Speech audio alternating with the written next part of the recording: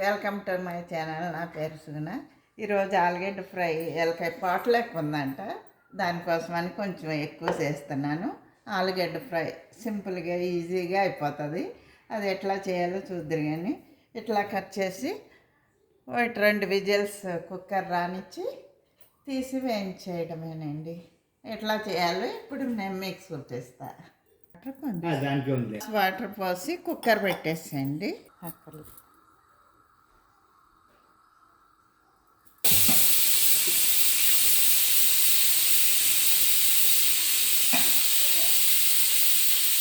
ఇదిగోండి, ఇట్లా దుంపలు వలుచుకొని ఇట్లా కట్ చేసుకోవాలి. తాలింపేసు ఆనియన్స్ వేగాక ఒక 5 minutes వేగితే సరిపోతుందండి.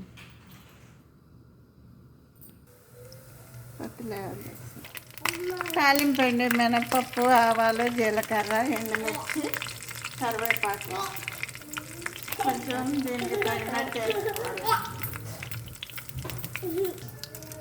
తాలింపు అన్ని రకాలు వేసుకోవాలండి. కరివేపాకు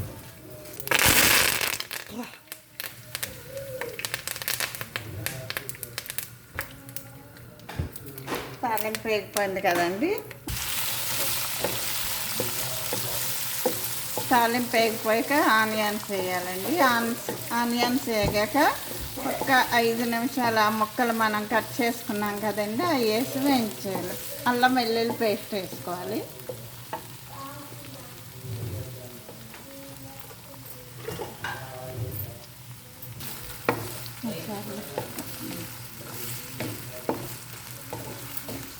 అయ్యండి, ఉల్లిపాయలు వేగిపోయినాయి కదా, కొంచెం అల్లం వెల్లుల్లి పేస్ట్ వేస్తే మంచిగా.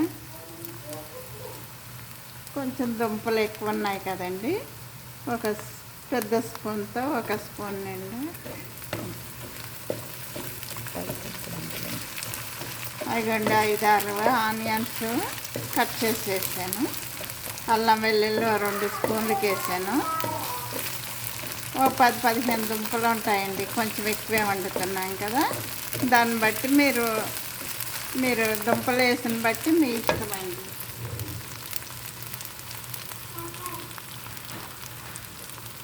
చాలా ఈజీగా అయిపోతుంది అన్నమాట. ఫస్ట్ వేసాను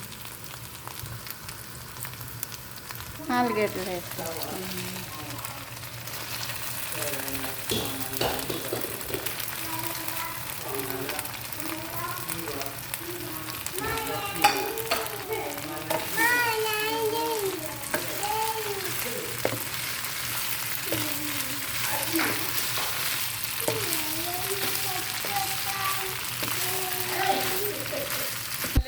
పసుపు వేస్తాను కదండి. ఇక సాల్ట్, కారం వేసేయచ్చండి. చాలా ఈజీగా సింపుల్గా అయిపోతుంది. సాల్ట్ ఒక 2-3 స్పూన్లు వేస్తున్నానండి. కూరకు సరిపడగా మీరు వేసుకోండి.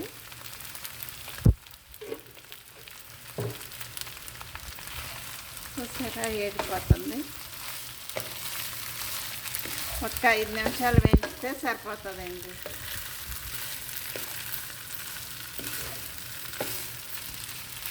కారం కూడా వేసేస్తాం.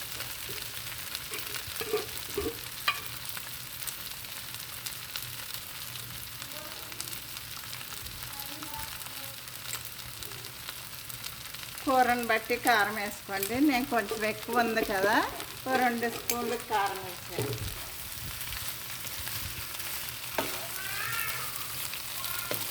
ఇంకొక 2 minutes వేయించేసి ఆపేసుకోవడమేనండి.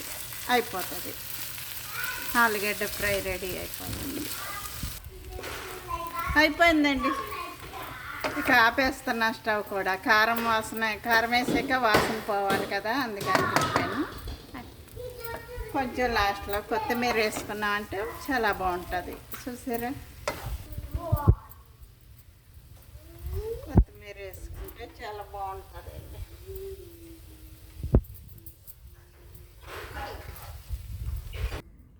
లాస్ట్లో ఇలా డెకరేషన్ చేసుకుంటే కొత్తిమీర వాసనతో చాలా బాగుంటుంది. మీకు నచ్చితే లైక్ చేయండి, షేర్ చేయండి, సబ్స్క్రైబ్ చేయండి.